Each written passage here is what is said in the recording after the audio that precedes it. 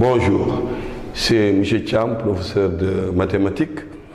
J'ai voulu, vu mon expérience dans l'éducation, dans l'enseignement des mathématiques, j'ai voulu donner ma contribution pour la jeune génération, aussi bien pour les élèves que pour mes jeunes professeurs collègues, pour qu'ils puissent aussi, bon en fait ces leçons ou ces résumés que je vais faire ici, c'est pour partager, il y ait un échange entre mes collègues et moi et aussi les élèves pour le rapport.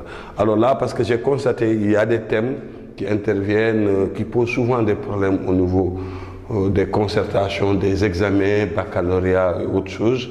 Et souvent, bon, il y a de chaudes discussions entre les collègues. Alors, la fois dernière, on avait parlé des variations. Le principal problème de ces discussions, il y a un programme sénégalais et un programme français.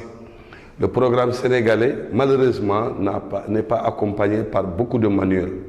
Et la plupart des collègues n'ont pas le programme sénégalais, mais ils travaillent avec le manuel français. Ces manuels français, effectivement, accompagnent le programme français. Et à force d'utiliser ces programmes français, on a tendance à penser que c'est le programme sénégalais, alors qu'il y a une différence entre le programme sénégalais et le programme français. Un programme, ce n'est pas à partir des livres qu'on doit définir un programme. Le programme sénégalais existe, le programme français existe.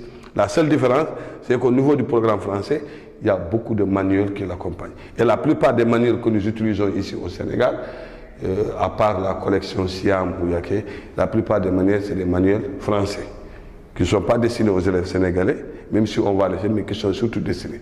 Alors par exemple, si je prends cette notion de variation, dans le programme sénégalais, il y a le concept sens de variation, concept dresser le tableau de variation, concept étudier les variations d'une fonction. Quand on dit donner le sens de variation, donc par rapport au sens, on dit donner le sens de variation. Donner le sens de variation.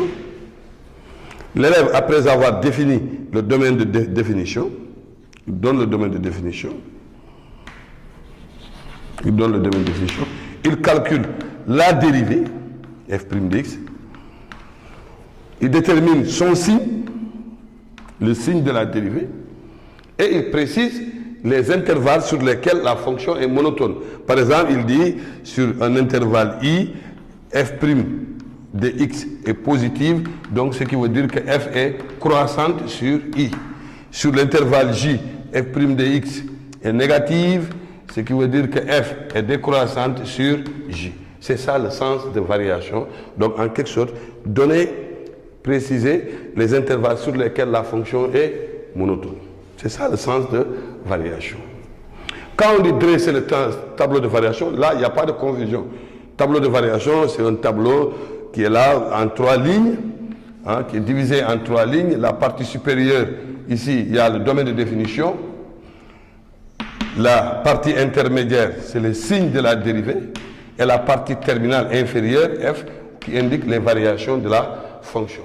Donc, il n'y a pas de confusion au niveau du tableau de variation.